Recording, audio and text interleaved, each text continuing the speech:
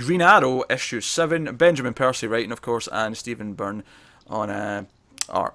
So this is the second of what has turned out to be a 2-part story. It looks like we're going back little to... disappointed in that, because I'm not, actually. I get it. I think it was always just intended to be the fill-in for Byrne to step in, do a little bit of art while they wait for the next one to be ready. And that's cool, but then don't have like this huge story that you're setting up of Emmy versus the Yakuza and the Clock King stuff, and then just wrap it up within the span of 4 pages. I don't know. I feel like this is again you letting your expectations like hinder you a little bit. It feels uneven. It feels like they front loaded or they back loaded it to where it felt like this could have been at least 4 issues. You know, I do feel like it could have spread to 3 quite nicely, or 3, and then they just backloaded everything in this issue because I really liked the last issue. See, I liked the last issue when I read it a second time. This one I was fine with. I thought I enjoyed most of it. I think my main problem with the last issue is at the end when Ollie had the watch on. I don't think it was clear exactly what that was saying or what that meant, because when this one started and it was like, oh, it's like she'd swapped it to him rather than him just having one too. I was like, all right, I didn't get that from the last one. Yeah, me neither. So, and that's what I mean. A couple more issues could have filled that out, and you could have told the same story, but I just felt like they rushed through everything. I will say the art was great again. I like how all the scenes in present day in Tokyo all have that really sort of red colouring instead of like the Seattle greens and oranges and stuff. Sets it apart nicely.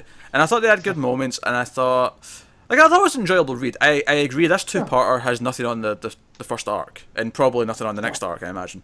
But I like how it defined Emmy, you know. It did. We get much more on her. I think that's what worked about it. I think it set up what type of character she is. The way that she will dive in head first, you know, whether it's in the flashback with a bomb vest to solve the problem, or in the present day where she'll just jump in and fight a dragon to try and save her mother's debt. You know, it sets up who she is. She's willing to make the crazy call and put herself on the line to solve a problem. Let's pause that real quick and let's let everyone who didn't read this and is somehow listening to it. She fights a man that turns into a dragon. Yes. The Yakuza boss who has the debt on her mother's head can turn into a dragon and refers to himself as the dragon.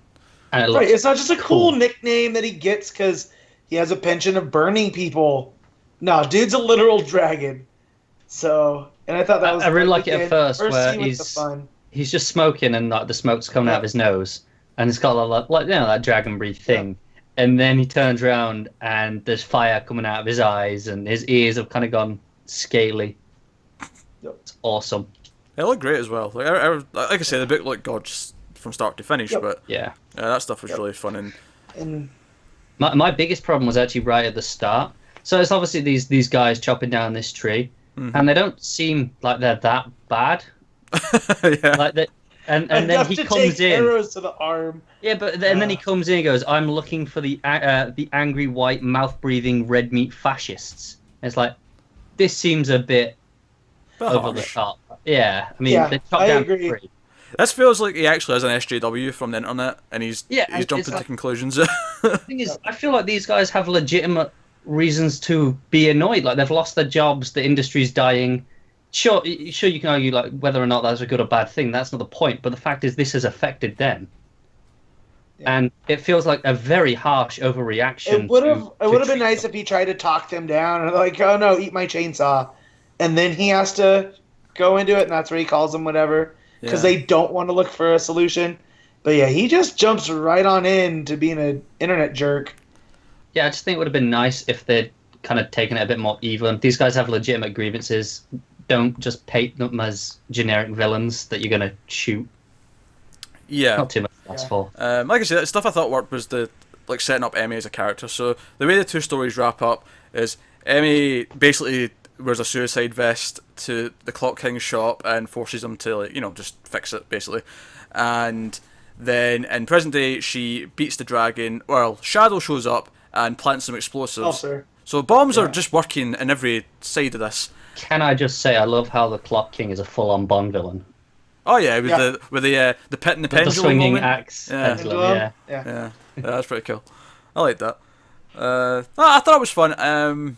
certainly I thought the first arc was better, and obviously I agree with the issues you have at the start, and you know I mentioned the thing that I didn't quite get from the end of the last issue getting into this one, but yeah.